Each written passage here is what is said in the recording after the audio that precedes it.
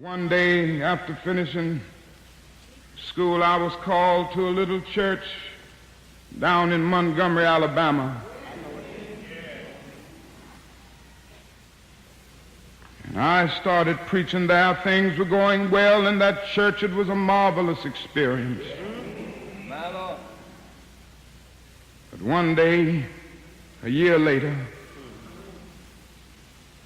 a lady by the name of Rosa Parks decided that she wasn't going to take it any longer. She stayed on a bus seat.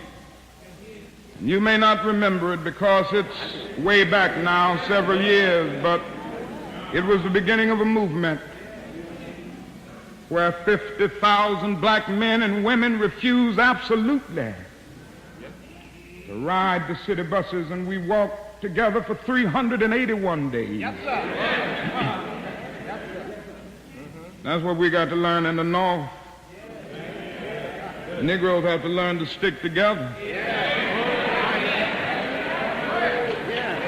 We stuck together.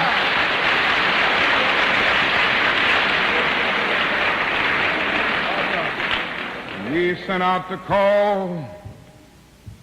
No Negro rode the buses. It was one of the most amazing things I've ever seen in my life. And the people of Montgomery asked me to serve as the spokesman. And as the president of the new organization, the Montgomery Improvement Association, that came into being to lead the boycott, I couldn't say no. And then we started our struggle together. Things were going well for the first few days, but then about 10 or 15 days later, after the white people in Montgomery knew that we meant business, they started doing some nasty things.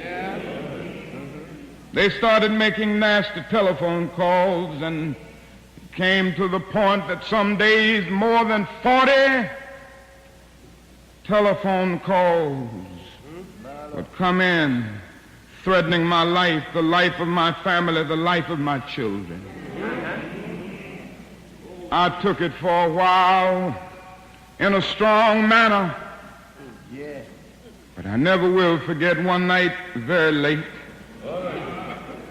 It was around midnight, and you can have some strange experiences at midnight. I had been out meeting with the steering committee all that night, and I came home. My wife was in the bed, and I immediately crawled into bed to get some rest, to get up early the next morning to try to keep things going. And immediately the telephone started ringing, and I picked it up.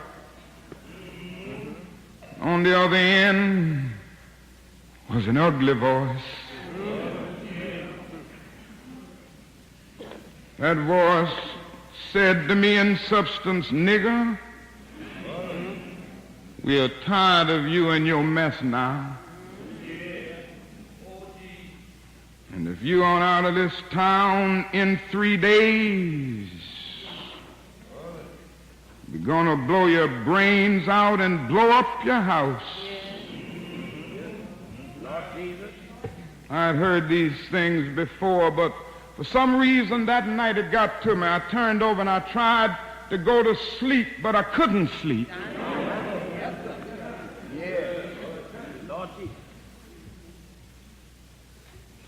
was frustrated, bewildered. And then I got up and went back to the kitchen, and I started warming some coffee, thinking that coffee would give me a little relief.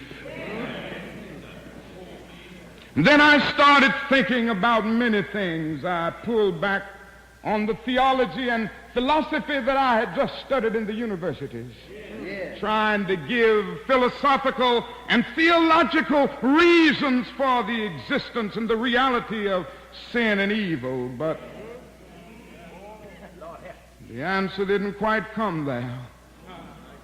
I sat there and thought about a beautiful little daughter who had just been born about a month earlier. We have 4 children now, but we only had 1 then. She was the darling of my life. I'd come in night after night and see that little gentle smile. And I sat at that table thinking about that little girl and thinking about the fact that she could be taken away from any minute. And I started thinking about a dedicated, devoted, and loyal wife who was over there asleep. She could be taken from me, I could be taken from her. And I got to the point that I